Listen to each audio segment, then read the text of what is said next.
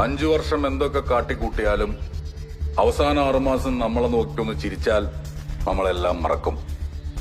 ഇവരെന്ത് നീട്ടിത്തന്നാലും നമ്മളത് വാങ്ങും.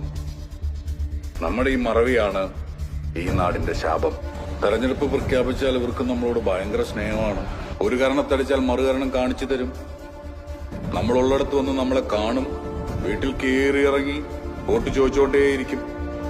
എന്നാൽ ജയിച്ചാലോ, ഇവരെ കാണാൻ ഇവരുടെ ബംഗ്ലാവിന്റെ മുൻപിൽ നമ്മൾ ക്യൂ നിൽക്കണം. വാഗ്ദാനങ്ങൾ നൽകി ജനങ്ങളെ പറ്റിച്ച ജനപ്രതിനിധികളെ ജനങ്ങൾ പിടിച്ചു നിർത്തിയാലേ നമ്മുടെ രാജ്യം ജനാധിപത്യ രാജ്യമാകും. എന്തിനാണ് നമ്മൾ ജനപ്രതിനിധികളെ കാണുമ്പോൾ കുമ്പിടുന്നത്? അവരല്ലേ നമ്മളെ കാണുമ്പോൾ കുമ്പിടേണ്ടത്? അവർക്ക് നമ്മളല്ലേ അധികാരം വാങ്ങിക്കൊടുത്തത്? ഓരോ തെരഞ്ഞെടുപ്പിനും കോടികളാണ് ചെലവഴിക്കുന്നത്. എന്തിന്? ജനങ്ങളുടെ മനസ്സിൽ ഇടം പിടിച്ച നേതാവിന്റെ നേട്ടങ്ങൾ കാണാൻ ഫ്ലെക്സ് അടിച്ചും പോസ്റ്റ് അടിച്ചും കോടികൾ. പരസ്യം. സർക്കാരിന്റെ നേട്ടങ്ങൾ ഫ്ലെക്സ് ബോർഡിലൂടെ വായിച്ചല്ല ജനങ്ങൾ മനസ്സിലാക്കേണ്ടത്. അവനവന്റെ അനുഭവത്തിലൂടെ മനസ്സിലാക്കണം. അവർ എന്ത് ചെയ്തു, അവർ നമുക്കെന്ത് ചെയ്തു.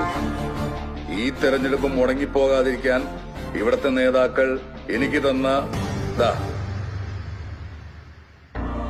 ഈ പണം എനിക്ക് തന്നതാ. ഈ പണം അവർക്കൊരു പ്രശ്നമല്ല, ഇതിലും കൂടുതൽ അവരുണ്ടാക്കും. മുല്ലപ്പെരിയാർ ഡാം പണിത് ഒരു ബ്രിട്ടീഷുകാരനായതുകൊണ്ട് നമുക്ക് കേരളത്തിൽ സുഖമായി കിടന്നുറങ്ങാം. സത്യസന്ധമായ റോഡ് പണിത മലേഷ്യൻ കോൺട്രാക്ടർ ആത്മഹത്യ ചെയ്തു. ഇതിനൊക്കെ ഒരു മാറ്റം വേണ്ടേ? കാലാകാലങ്ങളായി ഇടതിനും മറ്റു പലതിനും മഷി പുരട്ടിയ നമ്മുടെ വിരലിൽ സത്യത്തിന്റെ മഷി പുരളണം. എന്റെ കാര്യത്തിൽ ഞാനൊരു ഉറപ്പ് തരാം. ഞാൻ നിങ്ങളൊരിക്കലും പറഞ്ഞു പറ്റിക്കാൻ വന്നവനല്ല, പറഞ്ഞു പറ്റിക്കില്ല. പറഞ്ഞ വാക്കും ജനിപ്പിച്ച തന്തയും ഒന്നേ ഉള്ളൂ. ജനങ്ങളെ പറഞ്ഞു പറ്റിക്കാത്ത ജനപ്രതിനിധികളുണ്ടാവാൻ ഈ തെരഞ്ഞെടുപ്പ് ഒരു തുടക്കമാവട്ടെ എന്ന് ഞാൻ പ്രാർത്ഥിക്കുന്നു. അതങ്ങനെ സംഭവിക്കട്ടെ. ജയ് ഹിന്ദ്.